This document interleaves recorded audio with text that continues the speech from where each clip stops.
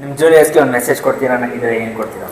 First of all ಅವ್ರ ಕ್ಯಾಲಿಬರ್ನ ಅವರೇ self examination ಮಾಡಿಕೊಂಡು ನಾನು ಯಾವುದ್ರಲ್ಲಿ ಚೆನ್ನಾಗಿದ್ದೀನಿ, ಯಾವುದ್ರಲ್ಲಿ ನಾನು ಮುಂದೆ ಬರೋಕ್ಕೆ ಸರಿ ಹೋಗುತ್ತೆ ಅಂತ ಅವ್ರಿಗೆ ಇವಾಗೇನು ಐಡಿಯಾ ಇರಲ್ಲ. ಬಿಕಾಸ್ ಅವ್ರಿಗೆ ಫ್ರೆಷರ್ಸ್ ಆಗಿರೋದ್ರಿಂದ ಯಾವುದಾದ್ರೂ ಗೈಡ್ ಇಲ್ಲ ಸೀನಿಯರ್ಸ್ನ ಅವ್ರ ಜೊತೆ ಕಾಂಟ್ಯಾಕ್ಟ್ ಮಾಡಿ ಅವ್ರು ಪ್ರಿಪೇರ್ ಮಾಡಿಕೊಂಡು ಅದ್ರ ಪ್ರಕಾರ ಮಾತ್ರ ಫೋಕಸ್ ಮಾಡ್ತಾ ಬಂದರೆ ಅವರಿಗೆ ಪ್ರಾಪರಾಗಿ ಅವ್ರಿಗೆ ಇಷ್ಟಪಟ್ಟಿರೋ ಕಂಪ್ನಿಯಲ್ಲೇ ಪ್ಲೇಸ್ ಆಗೋ ಥರ ಆಗುತ್ತೆ.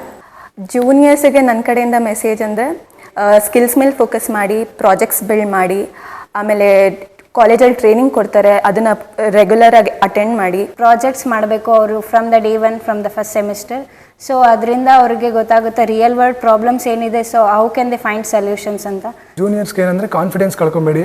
10 ಕಂಪ್ನಿಲಿ ರಿಜೆಕ್ಟ್ ಆದ್ರೂ ಪರವಾಗಿಲ್ಲ, 11 ಕಂಪ್ನಿ ಆಗುತ್ತೆ. ಕಾನ್ಫಿಡೆನ್ಸ್ ಇದ್ದರೆ, confidence is more important. Teachers ಅಡ್ವೈಸಸ್ನ ಫಾಲೋ ಮಾಡಿ, ನೆಗ್ಲೆಕ್ಟ್ ಮಾಡಬೇಡಿ ಅಷ್ಟೇ. ಏನೇ ಸ್ಕಿಲ್ಸ್ ಕಲ್ತಿರೋ ಅದನ್ನು ಪ್ರಾಜೆಕ್ಟ್ಸ್ ಅಪ್ಲೈ ಮಾಡಿ, ಆಮೇಲೆ ಸೆಲ್ಫ್ ಡೌಟ್ ಮಾಡೋದನ್ನ ಸ್ಟಾಪ್ ಮಾಡಿ.